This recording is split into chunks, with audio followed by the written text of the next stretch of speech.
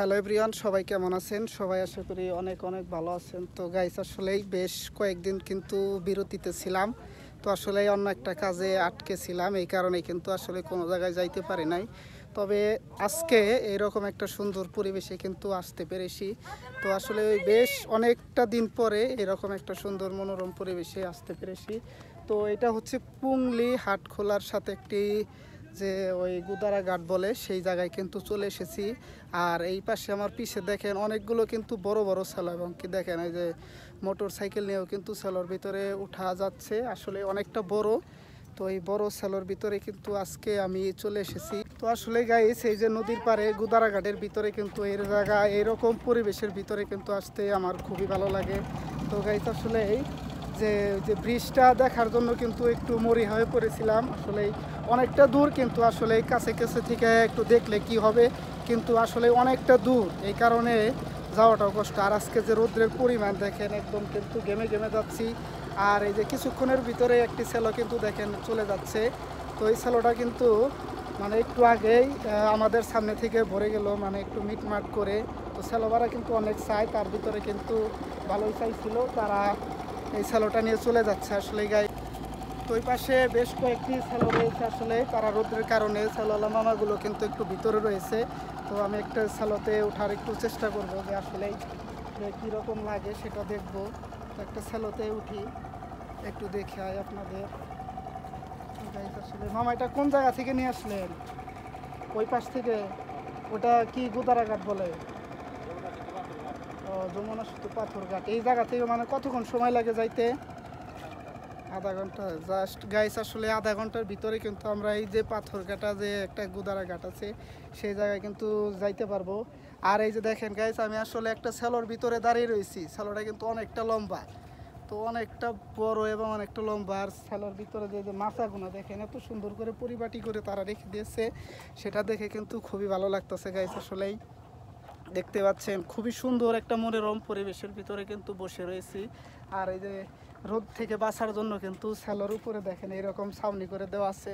তো এটার ভিতরে অবশ্য নাই। তো গাইস, আসলে সব মিলিয়ে বলতে পারি খুবই সুন্দর এবং খুবই মনোরম একটি পরিবেশ কিন্তু এই জায়গায়।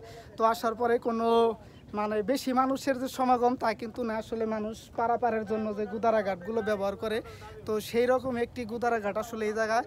তো দেখেন এই যে এই সেলোর ভিতরে, আর এই যে পানি, মানে দু চোখ যেদিকে যাবে শুধু পানি আর পানি দেখতে পারবেন। আর ওই পাশটাতে আপনারা ওই যমুনা সেতুর ব্রিজটা কোনো রকমে দেখা যাচ্ছে গাইজ। আসলে মানে খুব যে একটা বেশি দেখা যাচ্ছে তা না, একদম ছোট ছোট করেই দেখা যাচ্ছে।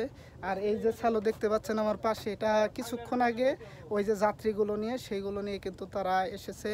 তো গাইজ, আসলে এই পাশে কিন্তু বেশ কয়েকটি সেলো রয়েছে, দেখেন এই যে আমি যেটাই রয়েছি আর ওই পাশে দুইটা রয়েছে।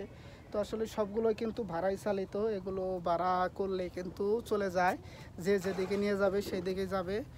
এই যে মামা দেখছেন নৌকার ভিতরে মানে সেলোর ভিতরে পানি জমেছে, সেগুলো কিন্তু সে পরিষ্কার করছে। তো এক কথায় বলতে পারি গাইস, খুবই সুন্দর একটা পরিবেশ, অনেকদিন পরে এসে কিন্তু কাটিয়ে গেলাম।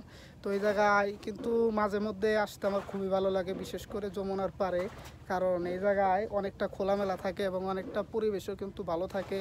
অনেক পানি দেখা যায়, অনেক সেলো দেখা যায়, এবং অনেক কিন্তু এই যে যে চায়না বাঁধ বলেন, এই যে বস্তা দিয়ে মাটি দিয়ে এত সুন্দর করে তারা রেখে দিয়েছে এই বাঁধগুলো যাতে না ভাঙ্গা পড়ে, মাটিগুলো যাতে না ভাঙ্গা পড়ে, সেই জন্যই কিন্তু এইগুলো তারা দিয়ে রেখেছে। এবং সব মিলিয়ে দেখেন এই যে পরিবেশটা, এটা হচ্ছে উপরের পরিবেশ। ওই জায়গায় একটা মাত্র দোকান আছে, দোকানে মোটামুটি সব কিছুই পাওয়া যায়। আর দেখেন একদম গাইস চারপাশের ভিউটা, তো যে উপরে একদম সুন্দর আকাশ এবং নিচে শুধু পানি আর পানি গাইস। আসলে এই পানির ভিতরে এরকম লম্বা সেলোর ভিতরে দাঁড়িয়ে কিন্তু থাকলে খুবই ভালো লাগে। আসলেই এই রোদ কিছুই না, একটু বাতাস বাতাস লাগে, আর পানির ভিতরে থাকলে কিন্তু আসলেই বাতাস লাগে। তো এই বাতাসগুলো কাটিয়ে কিন্তু আজকে এই ঘুরে গেলাম এই জায়গা থেকে। খুবই ভালো লাগার মতো একটা এলাকা। তো আপনাদেরও যদি কারো ভালো লাগে অবশ্যই কিন্তু কমেন্ট করে জানাবেন যে আপনাদের কেমন লেগেছে। আর আমার পিছনে একটা সেলো আসতেছে গাইস, আসলে এই সেলোটা কিন্তু অনেকটা দূর থেকে এসেছে মনে হয়, দেখে মনে হচ্ছে।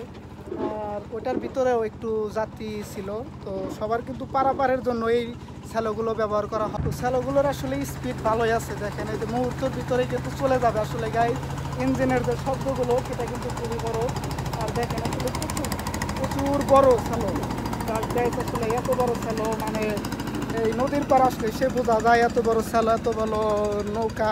তো সব কিছুই মিলিয়ে কিন্তু বলতে পারি খুবই সুন্দর একটি এলাকা, যা আমার কিন্তু এই জায়গায় আসার পরে খুবই ভালো লেগেছে। তো আপনাদেরও কেমন লেগেছে অবশ্যই কিন্তু কমেন্ট করে জানাবেন।